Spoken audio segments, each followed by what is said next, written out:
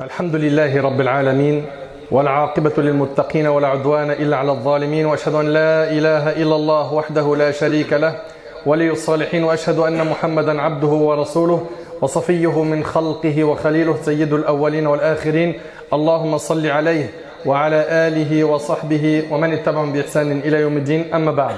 Mes chers frères et sœurs, nous sommes à quelques jours d'une nouvelle saison bénie. Une saison dans laquelle on va pouvoir, bi'idhnillah tabarak wa ta'ala, se rapprocher d'Allah, gagner énormément de hasanat, perdre énormément de péchés. Il s'agit des 10 meilleurs jours de l'année. Il s'agit des 10 jours de Dhul Hijjah, les 10 premiers jours du mois de Dhul Hijjah. Allah tabarak wa ta'ala a élevé leur rang. Allah subhanahu wa ta'ala a valorisé ces jours. Allah tabaraka wa ta'ala a même juré par ces jours. Et Allah tabaraka wa ta'ala, lorsqu'il jure par une chose, c'est pour montrer son importance. C'est pour montrer son importance. Allah tabaraka wa ta'ala, il dit wal fajr wa layalin ashr, par l'aube et par les 10 nuits. Et les 10 nuits ici, il s'agit ici, comme l'ont dit les savants, des 10 jours de Dhul Hijjah. Et Allah tabaraka wa ta'ala, il dit également wa yadhkuru ismallahi fi ayyamin ma'lumat, et pour invoquer le nom d'Allah aux jours fixés. Les jours fixés, Ibn Abbas, radiallahu anhu, ce grand savant parmi les compagnons, il dit ici que c'est les 10 jours de Dhul Hijjah. C'est aussi ce qu'on retrouve dans Tafsir Ibn Kathir. Et le prophète alayhi salatu wassalam a élevé le rang de ces 10 jours. Selon Ibn Abbas, radiallahu anhu, le prophète alayhi salatu wassalam a dit il n'y a pas de jour où les bonnes actions de manière générale, c'est-à-dire la prière, l'aumône, le jeûne, il n'y a pas de jour où les bonnes actions sont plus aimées d'Allah que ces jours. Il voulait dire les 10 premiers jours de Dhul Hijjah. Il dit au messager d'Allah, pas même le combat au service d'Allah. Il dit pas même le combat au service d'Allah, sauf s'il s'agit d'un homme qui est sorti offrant sa vie et son argent et ne revint avec aucun des deux. Et c'est rapporté par l'imam al-Bukhari. Et Saïd ibn Jubayr, rahimahullah, un parmi nos ancêtres, lorsque les 10 jours de Dhul Hijjah entraient, il faisait énormément d'efforts dans l'adoration jusqu'à ce qu'il en ressentait quoi? La fatigue. Et certains savants, comme c'est le cas de Cheikh al-Islam, Ibn Taymiyyah, il dit que les 10 meilleurs jours de l'année sont les 10 jours de Dhul Hijjah. Pourquoi? Car dans ces 10 jours-là, il y a le jour de Arafah. Le jour de Arafah. En le jeûnant, pour celui qui n'est pas au Hajj, Allah il te pardonne 1 an de péché passé et futur. Subhanallah. Mais en ce qui concerne les meilleures nuits de l'année, elles se trouvent dans les 10 dernières nuits de Ramadan. Pourquoi? Car il y a dans ces 10 dernières nuits quoi? La nuit du destin. Mes chers frères, mes chères sœurs, Ibn Hajar rahimallah, il a dit que ces 10 jours regroupent toutes les adorations, à savoir les 5 piliers de l'islam. Dans ces 10 jours-là, tu peux faire quoi? Tu peux jeûner, tu peux prier, tu peux faire des aumônes et aussi tu peux faire le hajj. Car c'est dans les 10 jours de Dhul Hijjah que les gens font le hajj. Yawm al-Tarwiyah, c'est le 8 de Dhul Hijjah. C'est là où tu pars pour Mina. Le 9, tu es à Arafah, puis le soir, tu es à Muzdalifa. Le 10, tu quittes Muzdalifa le matin, si tu as dormi là-bas, et après tu pars pour Rami al-Jamarat, al-Jamra al-Kubra, et ainsi de suite. Donc pendant ces 10 jours-là, toutes les adorations ont été réunies. Vous suivez? Mes chers frères, mes chères sœurs, tous les textes qu'on vient de voir doivent nous motiver à faire énormément d'efforts pendant les 10 jours qui arrivent. C'est donc une occasion pour se racheter. Si je te dis que dans quelques jours, tu vas pouvoir gagner des centaines de milliers d'euros. Si je te dis que la semaine prochaine, tu vas pouvoir gagner des centaines de milliers d'euros. Comment sera ta motivation? Si tu entends que dans quelques jours, tu peux gagner des centaines de milliers d'euros, tu vas retrousser tes manches. Tu vas essayer de faire tes calculs pour ne pas perdre 1 euro et de gagner un maximum. Là, il ne s'agit pas de centaines de milliers d'euros, il s'agit du paradis d'Allah tabarak wa ta'ala. Avant de rentrer dans ces 10 jours, il faut un repentir sincère. Repens-toi de tes péchés. Regarde-toi dans la glace.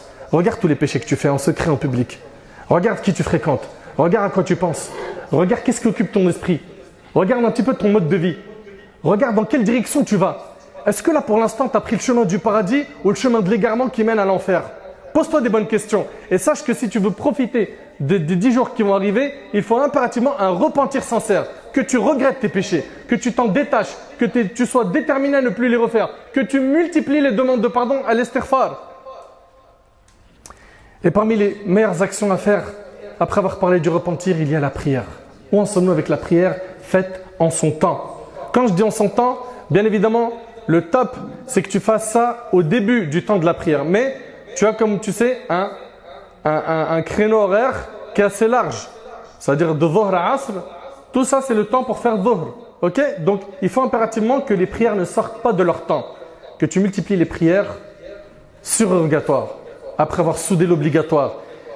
Et regardez ici, Abdurrahman Thawban, qui était l'esclave affranchi du messager d'Allah, a entendu le prophète dire « Multiplie les prosternations, car tu n'accompliras pas une prosternation sans qu'Allah ne t'élève par cela d'un degré et n'efface l'un de tes péchés. » Donc multiplie les prières.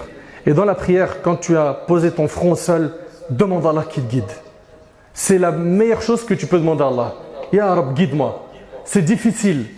Et plains-toi à ton Seigneur. Parle-lui de ta situation. Parle-lui de tes manquements, de tes difficultés. Parle-lui de ta faiblesse de foi. Plains-toi à Allah. Prosterne-toi et demande à Allah de te guider, de te rendre fort. Il n'y a qu'Allah subhanahu wa ta'ala qui peut changer l'état de ton cœur. Il n'y a qu'Allah. Demande-lui. Allah tabarak wa ta'ala dit « Ya ibadi kullukum dal illa man hadaytuh fastahduni ahdikum » Oh mes serviteurs, vous êtes tous dans l'égarement. Excepté ceux que j'ai guidés, demandez-moi la guider, je vous l'accorderai. Demandez-moi la guider, je vous l'accorderai. La guider, ça se demande, elle tombe pas du ciel. Elle tombe pas du ciel. Non, mais parce qu'un jour, Inch'Allah, et tu fais aucun effort, ça ne marchera pas. Il faut que tu fasses des efforts. Après avoir parlé du repentir et de la prière, également le jeûne. Multiplie le jeûne pendant les jours de Dhul Hijjah, sans prendre en compte le 10. Multiplie le jeûne pendant les 10 jours de Dhul Hijjah, donc les 9 premiers jours et pas le 10e. Pourquoi le 10e? C'est l'Eid et c'est haram de jeûner l'Eid. Le prophète alayhi salatu wassalam nous a dit dans le hadith qu'Allah tabarak wa ta'ala a dit « Tout ce que fait le fils d'Adam est pour lui-même, sauf le jeûne, il est pour moi et c'est moi qui en donne la récompense, rapportée par Bukhari et Muslim. » Donc la récompense du jeûne, elle est immense, n'est-ce pas? Et le prophète alayhi salatu wassalam, il avait l'habitude de jeûner les 9 premiers jours de Dhul Hijjah et pas le 10e, car le 10e c'est le jour de l'Eid. D'après Hunaïda bint Khalid, d'après une femme parmi les épouses du prophète, le prophète jeûnait les 9 jours de Dhul Hijjah, le jour de Ashura, et 3 jours chaque mois, le premier lundi du mois et 2 jeudis, rapporté par Abu Daoud. Et l'imam Nawawi rahmallah dit que jeûner ces jours-là est fortement recommandé. Également, il est recommandé pendant les 10 jours de Dhul Hijjah de multiplier le takbir, le tahlil, le tahmid, le fait de dire Allahu Akbar, Alhamdulillah, La ilaha illallah. Allah tabaraka wa ta'ala, il nous dit dans le Coran لِيَشْهَدُوا مَنَافِعَ لَهُمْ وَيَذْكُرُوا اسْمَ اللَّهِ فِي أَيَّامٍ مَعْلُومَاتٍ عَلَى مَا رَزَقَهُم مِّن بَهِيمَةِ الْأَنْعَامِ, pour participer aux avantages qui leur ont été accordés et pour invoquer le nom d'Allah au jour fixé. Et le jour fixé, on vous l'a dit, l'opinion de la majorité des savants, c'est qu'il s'agit des 10 jours de Dhul Hijjah.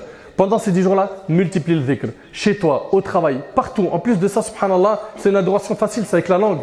Dire subhanallah, alhamdulillah, la ilaha illallah, ça te coûte quoi? Tu fais aucun effort. Tu peux le faire avec les ablutions et sans les ablutions dhikr.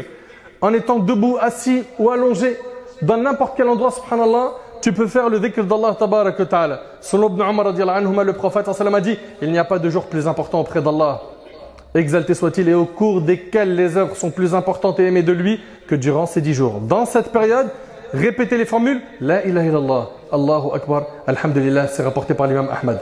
Parmi les formules de dhikr à dire pendant ces 10 jours, il y a Allahu Akbar, Allahu Akbar, Allahu Akbar kabira. Également, il y a Allahu Akbar, La ilaha illallah, Allahu Akbar, walillah alhamd. Ou bien Allahu Akbar, Allahu Akbar, Allahu Akbar, La ilaha illallah, Allahu Akbar, walillah alhamd. Voilà, c'est assez souple. Multipliez le dhikr. Multipliez le dhikr. Et faites revivre, subhanallah, cette sunna qui aujourd'hui, elle n'est plus visible dans les 10 jours de Dhul Hijjah. Faites revivre cette sunna qui n'est plus visible dans les 10 jours de Dhul Hijjah. Quand rentre les 10 jours de Dhul Hijjah, on ne voit plus personne faire du dhikr. Et le prophète alayhi salatu wassalam, a dit, celui qui instaure une bonne tradition aura sa récompense, la récompense de ceux qui auront œuvré avec durant sa vie et après sa mort jusqu'à ce qu'elle soit délaissée. Le hadith il est rapporté par Tabarani. Donc multiplie le dhikr. L'imam al-Bukhari rahimallah, il rapporte Ibn Umar et Abu Huraira radiyallahu anhuma allaient au marché pendant les 10 jours et ils répétaient Allahu Akbar et les gens répétaient derrière eux. On voit ici que les compagnons ils motivaient les autres à faire du dhikr. Multiplie, subhanallah, tu gagnes énormément de bonnes actions en multipliant le dhikr. Également, le fait de jeûner le jour de Arafat. Le jour de Arafat, c'est le 9e jour du mois de Dhul Hijjah. Le 9e jour de ce mois, le fait de le jeûner te fait gagner l'absolution de 2 ans de péché. 2 ans de péché qui seront pardonnés par le simple fait de quoi? De jeûner le jour de Arafat. Et également, il est recommandé de sacrifier une bête. Ok? D'essayer de sacrifier une bête pour celui qui en a les moyens, le jour de Eid al-Adha. Et il peut le faire également le lendemain et le surlendemain. Ne pensez pas que c'est que le 10, à savoir le jour du Eid, le premier, que tu peux sacrifier la bête. Tu as plusieurs jours pour le faire. Profite de cette occasion et quand viendra l'Eid, faites rentrer la joie dans le cœur de votre famille, de vos proches et invoquez Allah subhanahu wa ta'ala tout le temps pour la communauté musulmane, invoquez pour vos enfants, invoquez pour vos parents, invoquez pour les gens qui nous ont quittés. Demandons à Allah subhanahu wa ta'ala de nous faire vivre jusqu'à ces jours qui sont importants et bénis par Allah, qu'Allah subhanahu wa ta'ala nous accorde la piété et nous facilite d'œuvrer dans le bien pendant ces 10 jours. Sallallahu subhanahu wa ta'ala yanfa'ani bima qultu wa yanfa'akum bima sami'tum.